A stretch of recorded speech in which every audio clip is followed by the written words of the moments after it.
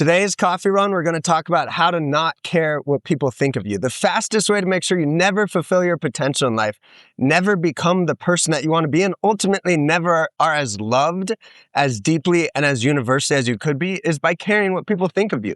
What good does caring what people think of you? It doesn't make them like you anymore. People like people who are comfortable being themselves. No one likes watered down versions of things. People like people who have their own unique flavor. That's what makes you iconic, is when you are a certain type of person. And the reason you're afraid to be who you want to be is because you care what people think. But the way you get over caring what people think is with the simple realization of, who gives a fuck? Let them think whatever they're going to think. You're not going to control what they think.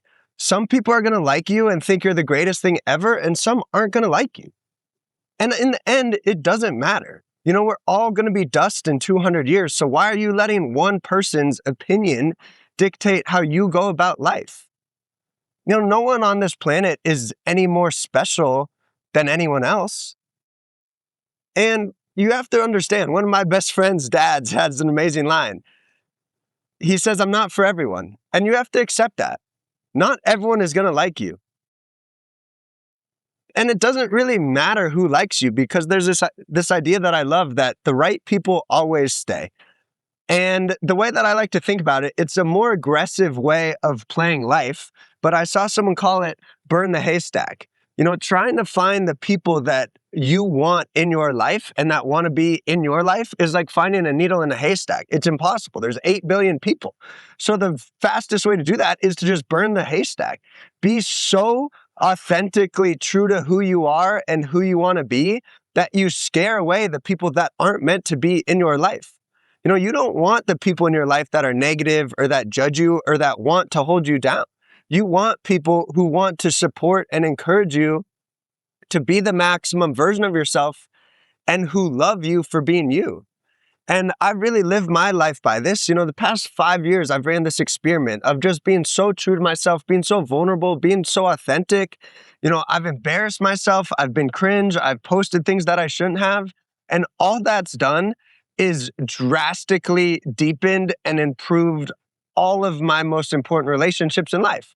The same way it scared away a lot of people. But that's the beauty of burning the haystack, is now I know I don't need to invest in those people. Those people aren't meant to be in my life.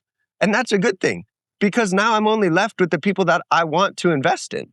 And the irony of it all is there's way more people to invest in than I started with, because people love you for being you. People love people who are authentic and who are being the maximum versions of themselves and who are comfortable being themselves, because it makes others comfortable to be themselves. And ultimately, when you're with someone who's very free, who doesn't care what people think, because everyone feels better in that situation. I've talked about it before, but it's the guy who does better. I've talked about it before, but the person who does better than you just has more fun than you. In any social interaction, you're worried what people think, but the person doing better than you doesn't care what people think. So they're not afraid to be themselves. And when you're not afraid to be yourself, you aren't concerned with how you might be perceived or being judged. But most people do care. So they try to say the right things, do the right things, wear the right things. And the whole time, they're just not being authentic. They're not free. But those of us who don't care, we just focus on making things fun. We focus on the experience right here and right now, being in the present moment.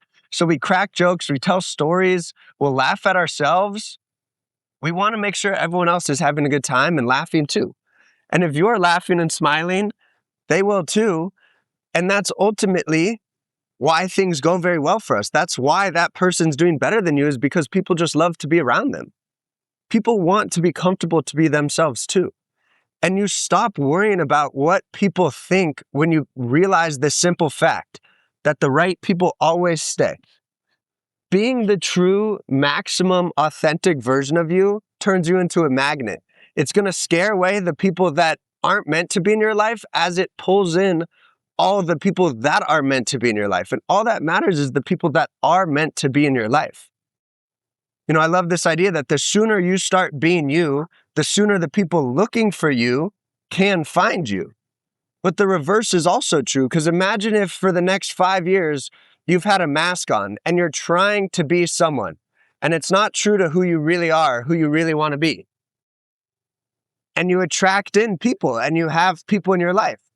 But now you're living a life that's a lie, because when do you ever take the mask off? When do you ever get to be yourself? When do you ever get to start living a life that's true to yourself?